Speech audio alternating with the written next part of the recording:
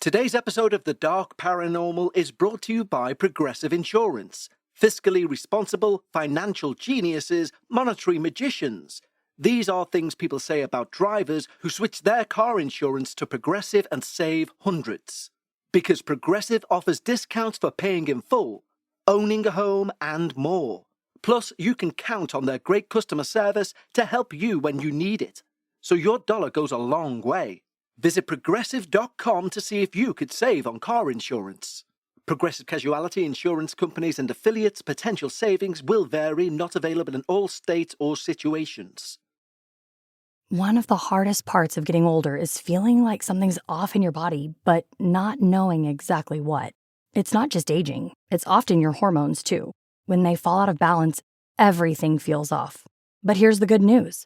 This doesn't have to be the story of your next chapter. Hormone Harmony by Happy Mammoth is an herbal formula made with science-backed ingredients designed to fine-tune your hormones by balancing estrogen, testosterone, progesterone, and even stress hormones like cortisol. It helps with common issues such as hot flashes, poor sleep, low energy, bloating, and more. With over 40,000 reviews and a bottle sold every 24 seconds, the results speak for themselves. A survey found 86% of women lost weight, 77% saw an improved mood, and 100% felt like themselves again. Start your next chapter feeling balanced and in control. For a limited time, get 15% off your entire first order at happymammoth.com with code NEXTCHAPTER at checkout. Visit happymammoth.com today and get your old self back naturally.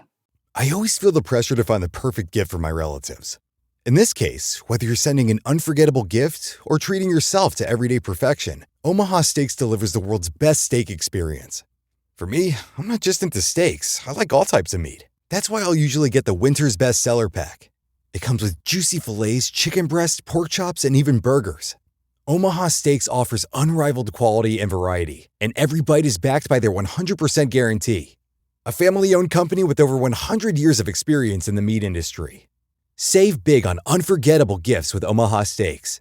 Visit omahasteaks.com for 50% off site-wide and earn an extra 20% off select favorites during their cyber sale. And for an extra $35 off, use promo code YUM at checkout.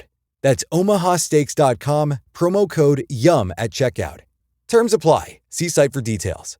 Go to omahasteaks.com to get 50% off site-wide plus an extra 20% off select favorites and more limited-time deals during their cyber sale. And use promo code YUM at checkout for an extra $35 off. Minimum purchase may apply. See site for details. A big thanks to our advertiser, Omaha Steaks. The point of this show is we feature as many true experiences considered dark and real that we can, mainly focused around locations considered to be haunted. Something truly terrifying to imagine, yes. But usually there can be an option to escape. Moving house, selling up, etc.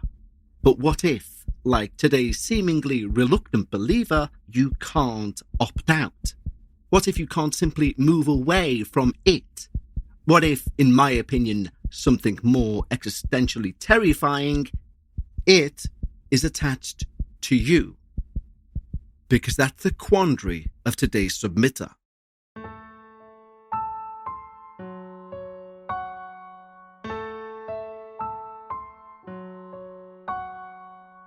Live from Liverpool, The Dark Paranormal, Season 22.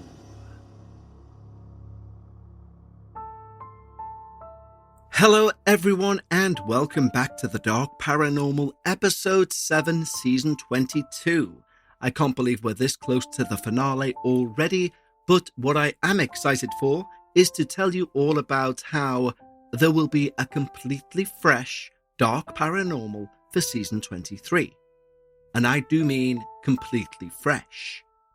To use an analogy of a car, it's not just a lick of paint, it's a complete rehaul of the engine. Don't worry, the car will still be exactly as you know it. It will just appear to be slightly different, and hopefully for the better.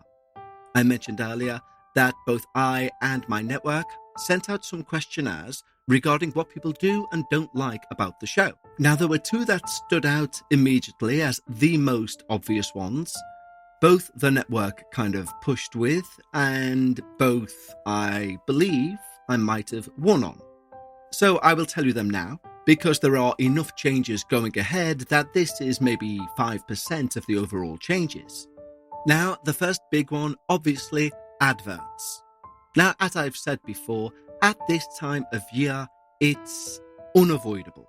Any podcast that draws big numbers, and thankfully I'm very fortunate enough to say we do, but therefore advertisers look at shows like ours and say, yes, please. But it does mean your experience gets watered down. Now, I do strongly suggest, and this is not just a push for Patreon, but at our lowest tier on Patreon, for the cost of less than a coffee per month, you can get ad-free access to all of our shows we put out on the main feed. Now, I'm not suggesting you join and you stay forever. I would, personally, join around Thanksgiving or the end of November, beginning of December, and end around the end of January. You're guaranteed to have missed the bulk of all of the sales adverts, all of the holiday season adverts, etc. And of course, not everyone's in a position to do that. I would say just make good use of that skip button during the holiday period. But to enhance your listening experience, as you know, we've introduced the heartbeat intro at the start, a bit of a teaser, and I've stated to the network, I want no more than one advertisement going in at the start of the show. Now, yes, that will affect me monetarily, as will the next decision I've made, but these things are essential to make you feel more part of the experience. Because the second highest thing that was disliked about the show was fatigue, listener fatigue. Now, our network suggested to me that I start doing series. Now, the network suggested I start doing maybe series of episodes, which I pointed out I do. So, the next thing was I suggested I wanted to remove one of the 3 shows that we do each and every week. Obviously, they sell adverts on those shows and they did not want to do that, and we've compromised that the minisodes will now be bi-weekly. And I agree with that, because that will stop a form of burnout. And I did wonder about the amount of wonderful minisodes that you may not have heard simply through the amount of output we do. Now remember, the Dark Paranormal started out bi-weekly, one show. So I think this is a case of less is more. And yes, it affects my revenue, but your experience comes first. So from season 23 onwards, these changes will take place. And I, for one, along with the other changes yet to come, some of which will be surprises, know that season 23 will be a complete change of direction into a very familiar land and our most interesting series yet. And of course, before I forget, a big thank you to our Patreon community who keep this show going. And if you'd like to join them, click the link in the show notes or head over to patreon.com/The Dark Paranormal. But right now, it's time. Lower your lights, make yourself comfortable, and most importantly, leave your disbelief at the door. As we hear just why. I don't believe in ghosts, but... My name is absurdly long, foreign, and easily located in scientific literature. So, for the purposes of this entry, I'll go by my nickname, Bear. My wife introduced me to the Dark Paranormal a couple of years ago. We usually fall asleep listening to horror podcasts, this show being one of them. I have chronic insomnia, and have something to listen to help me keep my mind from spinning. We're both fans of the supernatural and horror, and have listened to almost every episode. She's a Patreon, and I piggyback on her good taste. We currently live in New England, but I originally came over to the US over a decade ago for university as an international student. My family is Thai, and I was born and raised in Bangkok. Thailand is a bizarre hodgepodge of scientific advancement, strict Theravada Buddhism, and unchecked animism. The people believe in karma, mindfulness, and reincarnation, but also in black magic, mythical creatures, and nature spirits. Think witchcraft, but Asian. My mother is deeply religious. My father, an engineer, mostly humours her. I was raised Buddhist. Throughout my childhood, my brother and I were dragged to the temple every month, where our parents would pray and meditate for hours. Our upbringing was such that we were expected to believe in science, but also to take the supernatural at face value. My parents, in the same breath, would push me towards medical school, while insisting that some obscure concoction blessed by a monk would cure the flu. While I still practice mindfulness out of habit, I wouldn't call myself religious. Buddhism, to me, feels more like psychology than theology. The Bible is about as real to me as Greek or Norse mythology, which makes it easy to dismiss a lot of religious themes. What's harder to dismiss are the things that keep happening in and around my family.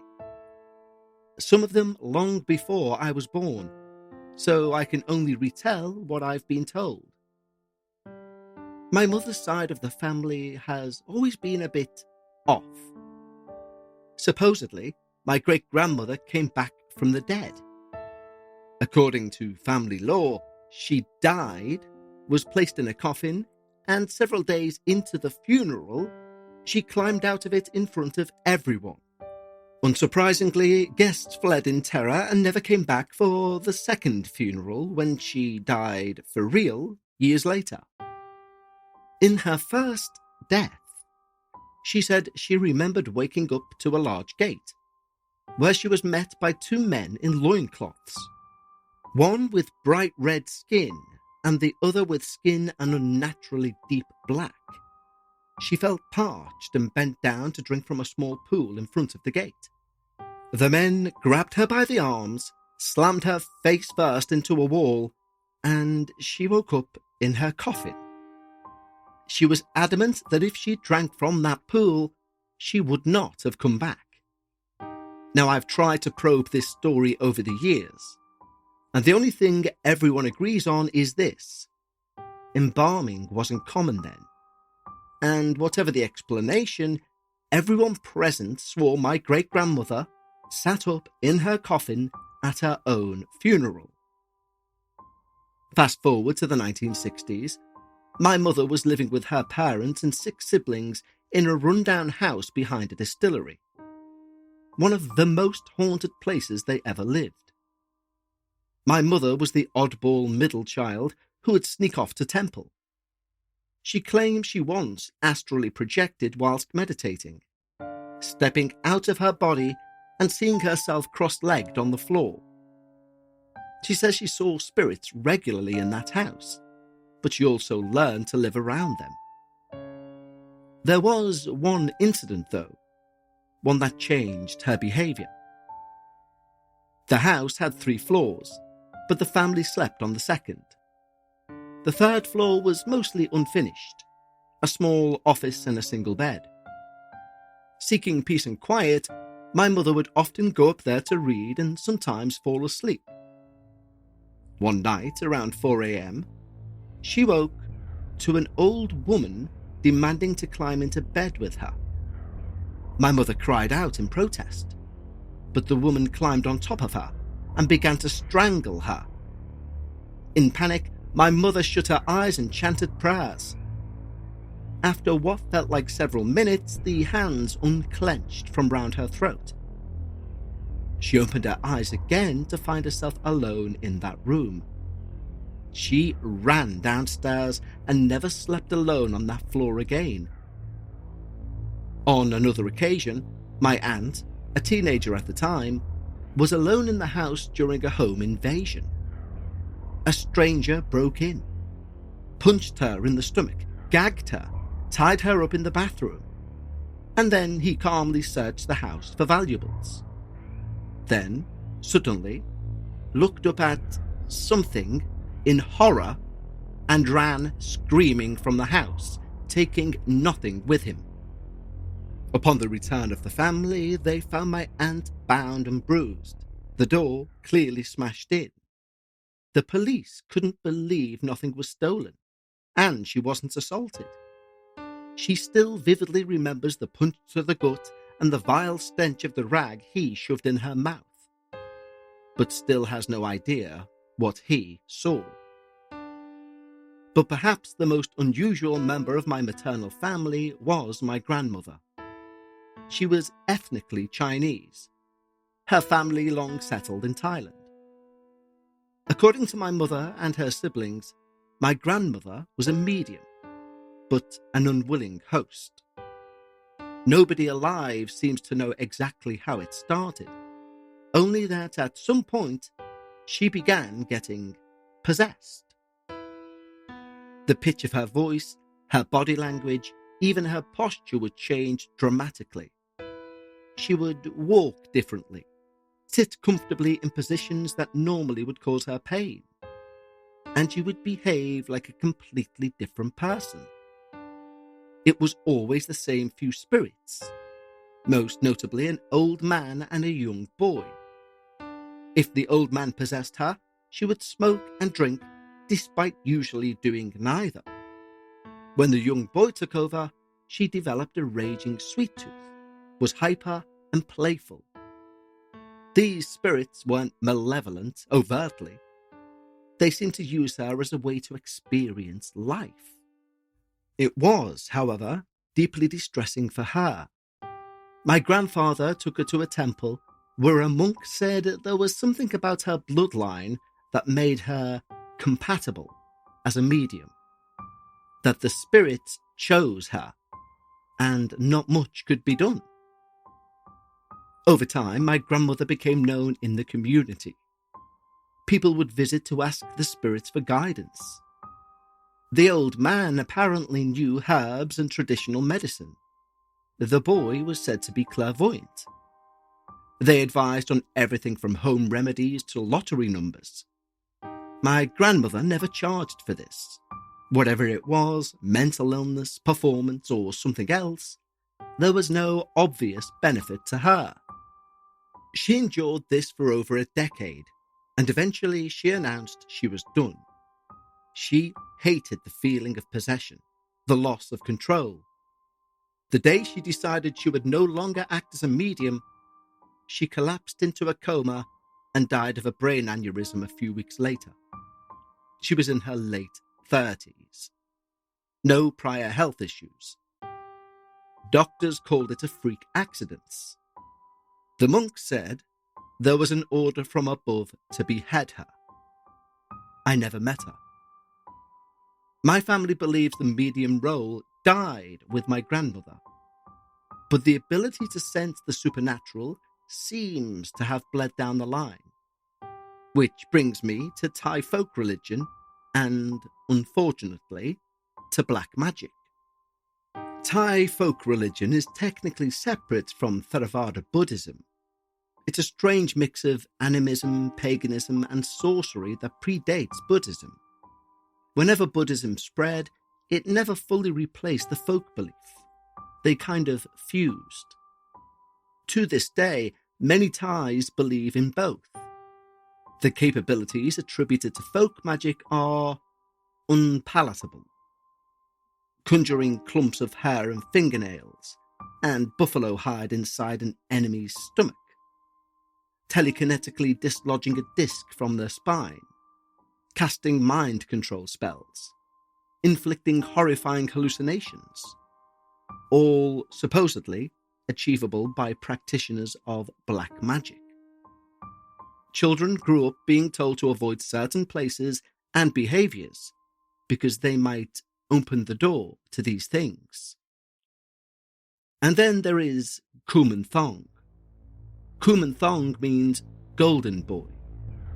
It's an amulet believed to contain the spirit of a stillborn or deceased child.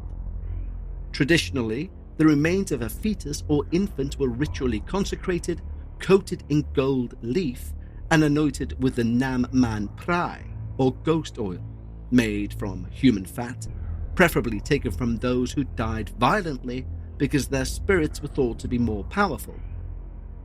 Owners believed the Kuman Thong brings protection, good fortune, prosperity, and in exchange they would get food, toys, offerings, etc. My mother's family had one. I don't know where it came from, only that it lived with them and it was treated very much like a demanding, invisible child. My mother grew up leaving sweets and drinks for it, even affectionately calling it Big Brother Kuman. When my grandmother died, my mother took the amulet with her into her first apartment with my father, and she continued the offerings, if less consistently. Years later, my parents were able to buy their first house and they rented out the old apartment. Not long after, the new tenants complained that they'd spent the last month seeing a little boy running around the apartment at night, giggling, slamming doors, vanishing into hallways. My mother realized she'd never told the Cuman they were moving. She'd prayed, told the spirit where they now lived, and invited him to follow. The tenants stopped complaining immediately. In our new house, visitors regularly reported doors opening and slamming on their own, and the sound of tiny footsteps upstairs when my brother and I were downstairs. At one point, my parents housed a cousin, whose high school was nearby. He snuck a friend in for an unauthorized sleepover in the middle of the night. That friend, let's call him Leopold, woke to find a naked boy with an old-fashioned tie hairstyle straddling his chest and pounding on him with both fists. When Leopold tried to push him off, the child yanked his ears and kept screaming silently. Leopold bolted from the room, shrieking, waking the whole house, and refused to ever set foot in it again. My parents also claimed I had an imaginary friend as a toddler. When they asked who he was, I'd apparently say, "He's not little, he's very old. He says he died here." I don't remember this, but my parents do. When I was about 8, my parents decided our current home wasn't creepy enough, so they bought a plot of land and built a new house in what was basically the wilderness, a few acres surrounded by trees and dirt roads. Close to the city, but it felt like the middle of nowhere. But for the first time, my brother and I would have separate rooms. I was thrilled. My father let me design my room and even drew up custom furniture. Very soon after moving in, my mother started insisting I sleep elsewhere, usually in the master bedroom. She never really explained why. She was fine with me sleeping alone in other rooms.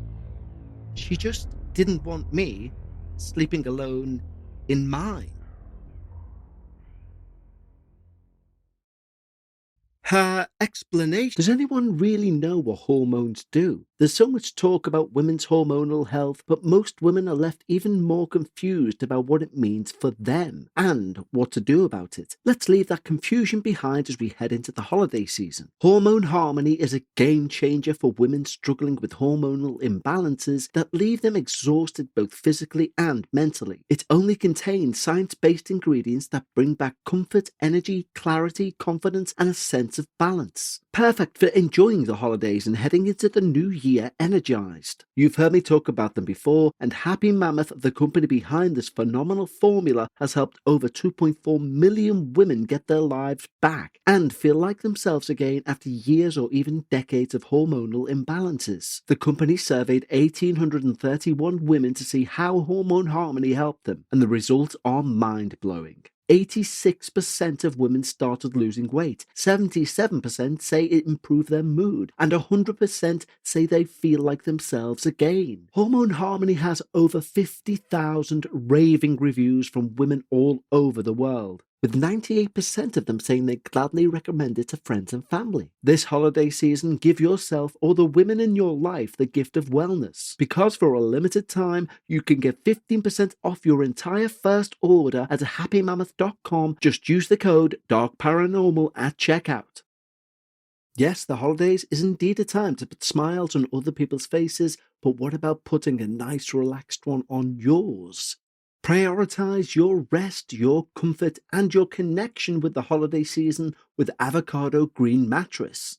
Avocado products transform your home into a peaceful, grounding retreat made with certified organic and sustainably sourced materials. From breathable bedding to handcrafted mattresses, Avocado is all about true comfort, so you can rest, recharge, and wake up refreshed all season long. And every product is thoughtfully made with both you and the planet in mind, so you can feel good about the comfort and quality you're bringing to your home. Dream of better, better for you, better for the planet. And with easy financing options with a firm to make your purchase more accessible, you can prioritize rest and recharge with Avocado's organic comfort.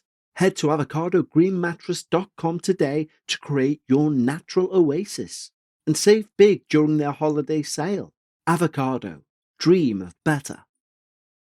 Well, the holidays are almost here, and if you still have names on your list, don't panic, because Uncommon Goods makes holiday shopping stress-free and joyful. They have thousands of one-of-a-kind gifts you literally won't find anywhere else. And you'll find those presents that say, I know you, I know what you like, I know what you love. And the chances of you giving someone a present they already have are exceptionally small. There is an artistry set that I've just bought for my little niece, and I know it's a one-of-a-kind and she will adore it. Uncommon Goods looks for products that are high quality, unique, and often handmade or made in the US. Many are crafted by independent artists and small businesses. So when you shop at Uncommon Goods, you're supporting those artists, those small businesses, and every purchase is a chance to choose something remarkable and feel good about where your money goes. Because with every purchase you make with Uncommon Goods, they give back $1 to a non-profit partner of your choice, donating more than $3.1 million to date. And they have something for everyone: mums, dads, kids, teens, book lovers, gardeners, mixologists, you name it. So don't wait. Make this holiday the year you give something truly unforgettable. To get 15% off your next gift, go to uncommongoods.com/darkparanormal. That's uncommongoods.com/darkparanormal for 15% off.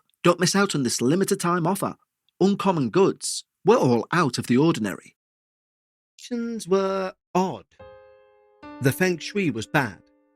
The headboard faced the wrong direction. The room sat at the end of a T intersection where evil spirits gather. Eventually, I stopped asking. I used the room mostly during the day for reading or homework. At night, I slept anywhere else. Even in the daylight, though, the room did feel wrong. I'd be sat at my desk, I'd look up, and I'd see a woman stood in my peripheral vision, pale skin, long, straight, dark hair, a white dress, and every time I turned to look straight at her, she was gone. I could never make out her face. I convinced myself it was my furniture tricking my eyes. I saw her like this for 10 years, and even later when I visited, only ever in that room. Because I rarely slept there, it became a de facto guest room. Cousins who stayed in it reported nightmares every night, waking up unrested. One guest moved out of the room to sleep on the couch downstairs after one night, reporting only that something in the room was really unsettling. When I was 9, my mother took me on a religious retreat to Chiang Mai in northern Thailand. People go to these places to pray, meditate, be around the mountains, stay in wood cabins amongst the trees and gardens. I hated it. My attention span was not built for hours upon hours of meditation. We arrived after dark and collapsed straight into bed. And that night, I had a nightmare.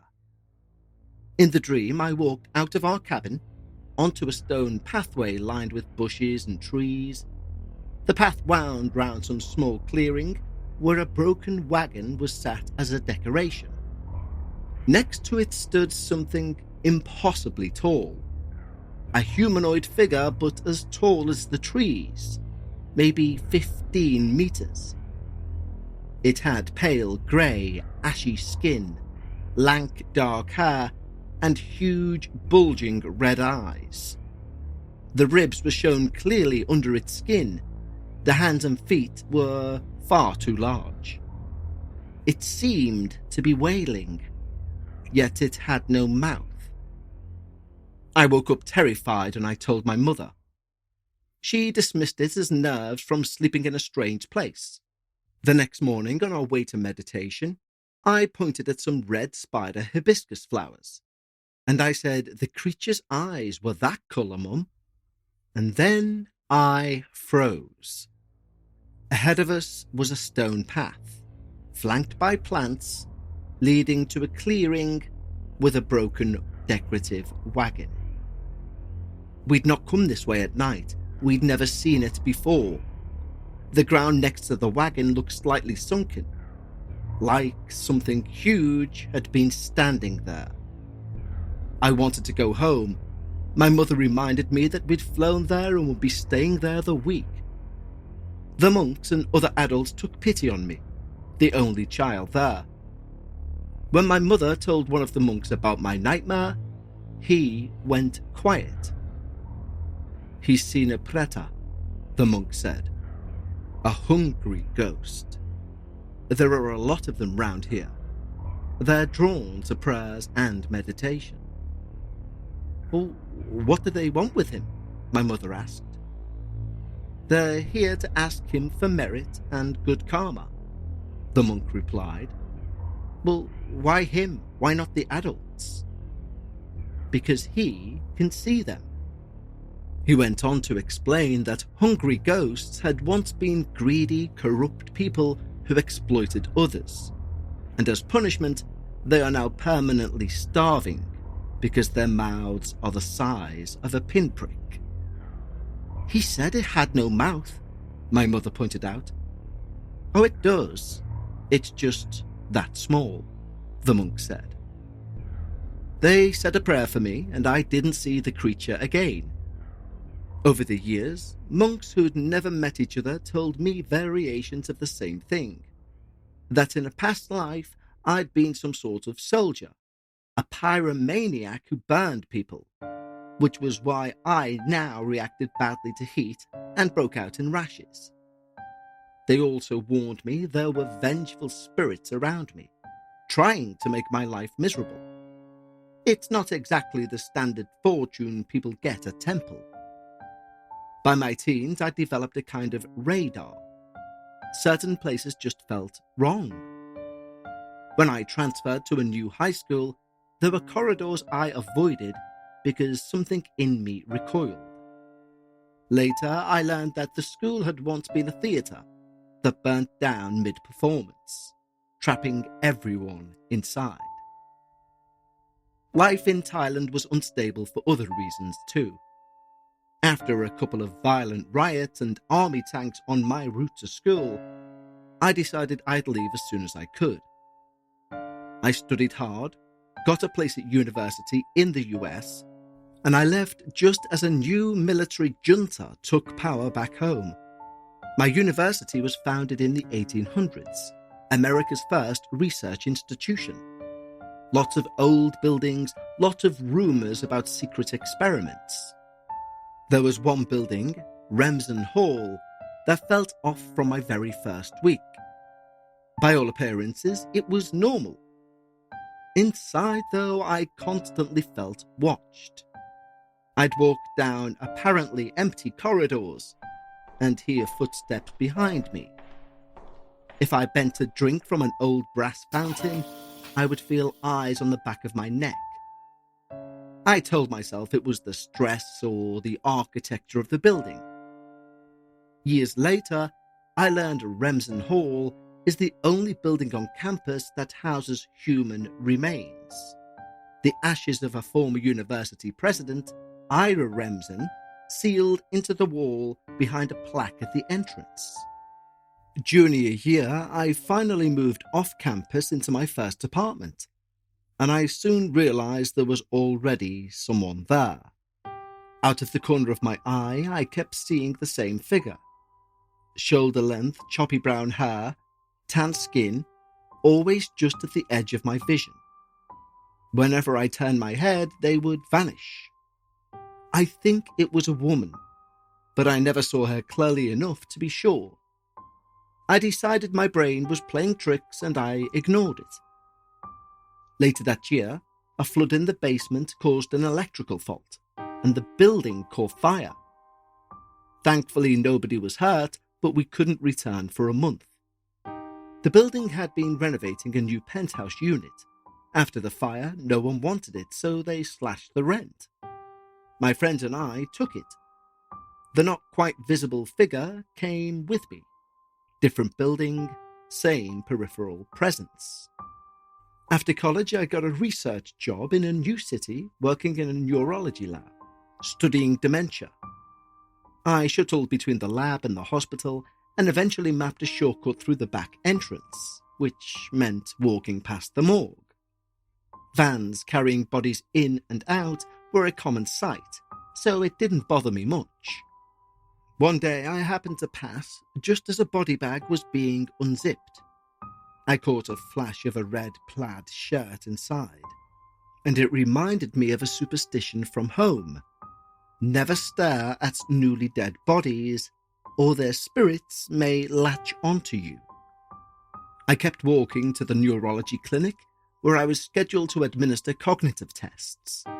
One test required the patient to name as many items as possible that I was wearing or holding.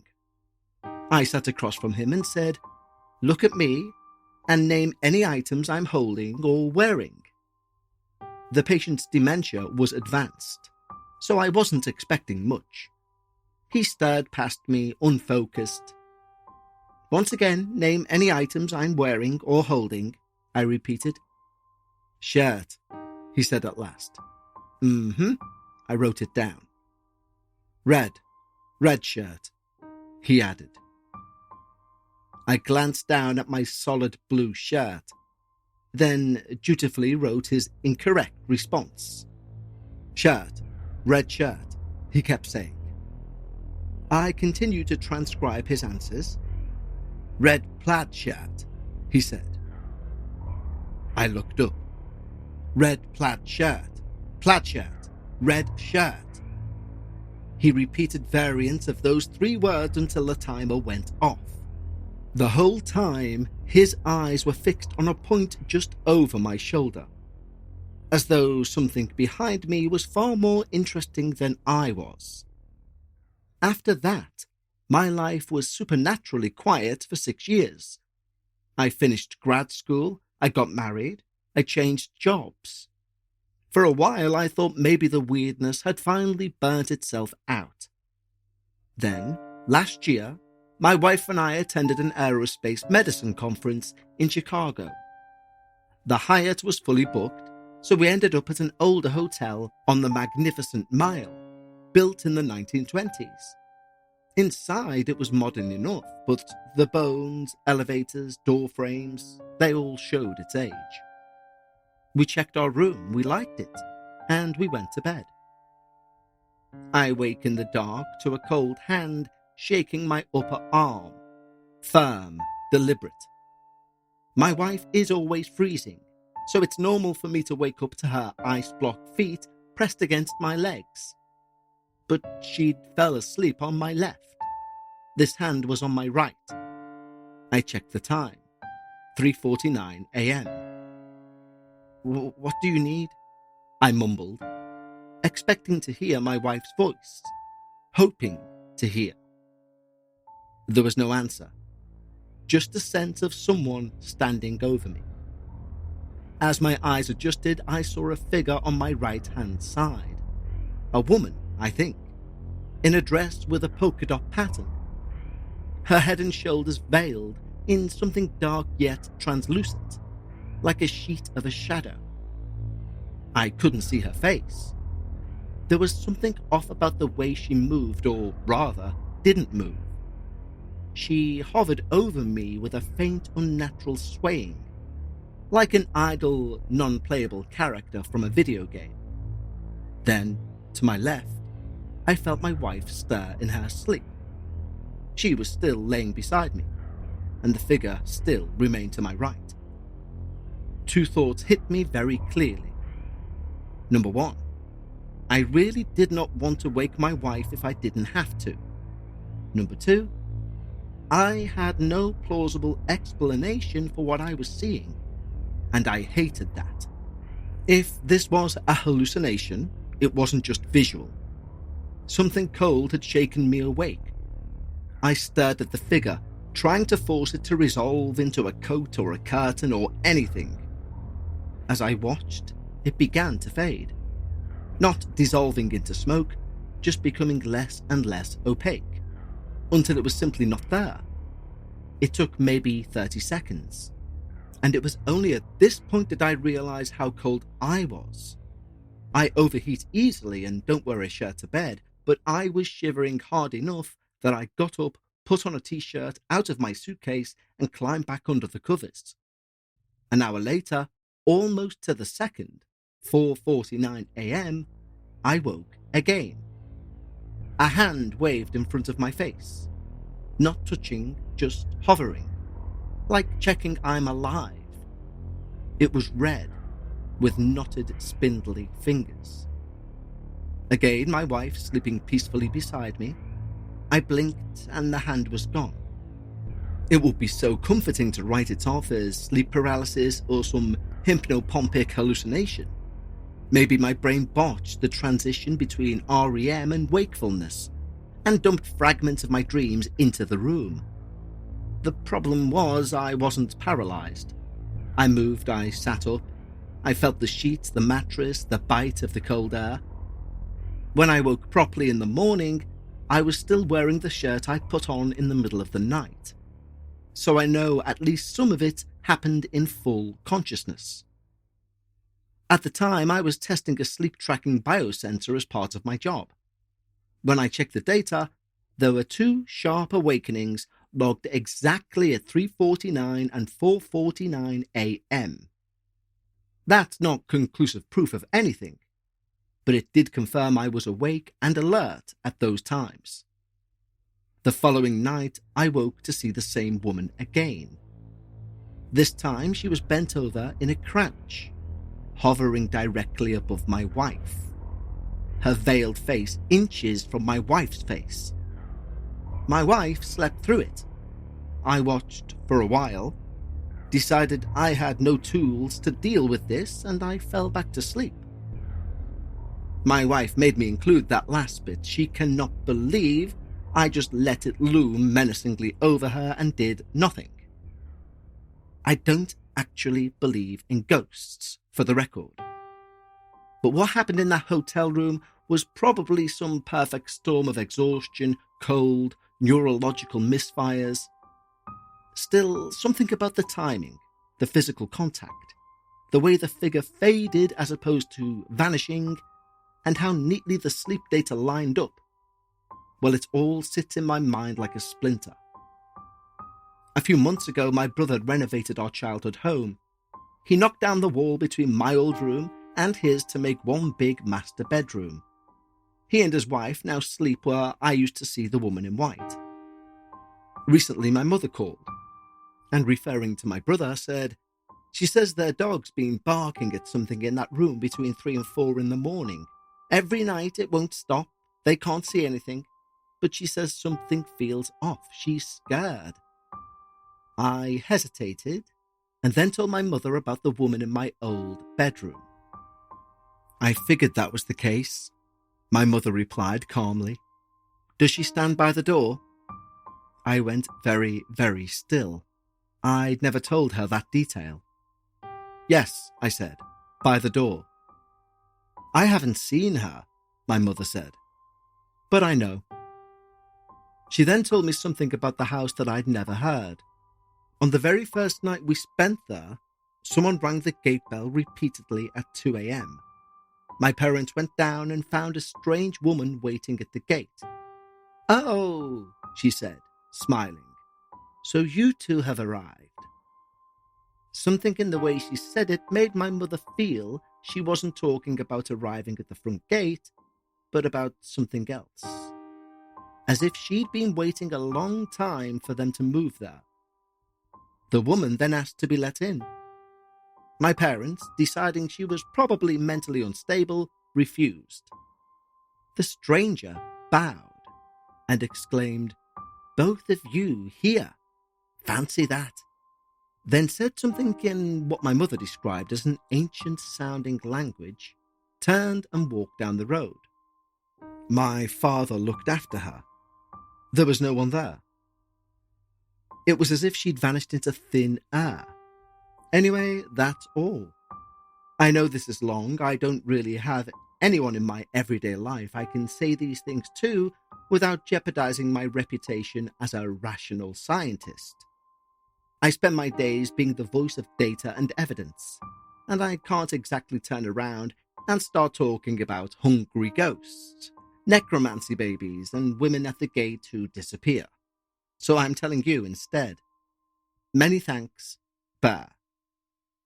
Well, Bear, thank you so much for one of the most vivid and visual experiences I think we've had in a long time. Also, Bear's probably listening as he's listening through his partner's Patreon, and well done you for taking the wise choice. But I would say Bear's email was originally much longer. However, Bear is a very funny individual, and I did have to cut out some of the points which were a bit more humour-based. After all, this is a dark paranormal podcast, and amongst the long email that did contain various bits of rather funny humour, there is a very dark experience that took place here, and I think we can all agree on that. So Bear, thank you so much for spending the time to send in such a fantastic experience. Don't forget, guys, our submissions never close, so if you have an experience that you think would suit the dark paranormal, a minisode, or indeed a shorter experience that could go on our Patreon show, Dark Bites, either head over to our website, thedarkparanormal.com, and click Submit My Experience, or go to the links in the show notes, and there you can click right through to that page. Also in the show notes are links to our Patreon, where you can get a free week's trial period of any tier of our Patreon for free. And at this time of year, when the adverts are thick, fast and steady, it's a really great time to go and check out both the Patreon and the wonderful community over there. But right now, I'm going to bid you all farewell. Thank you for joining me on this amazing experience from Bear, and I'll speak to you all next week. But until then, remember, when you're discussing the paranormal, always leave some of your disbelief at the door. And I'll see you next time, right here on The Dark Paranormal.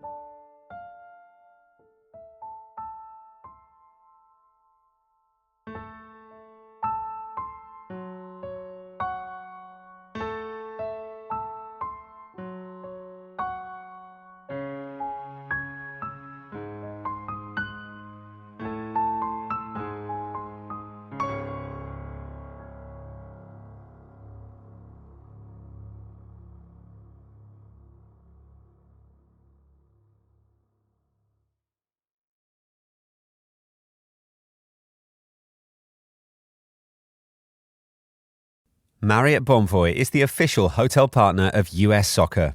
Join Marriott Bonvoy today to get closer to the game with exclusive perks, unforgettable experiences, and benefits that go beyond the pitch. Spring Hill Suites, part of Marriott Bonvoy, offers complimentary hot breakfast and spacious all-suite accommodations, perfect for the whole team, with room for up to 6 guests.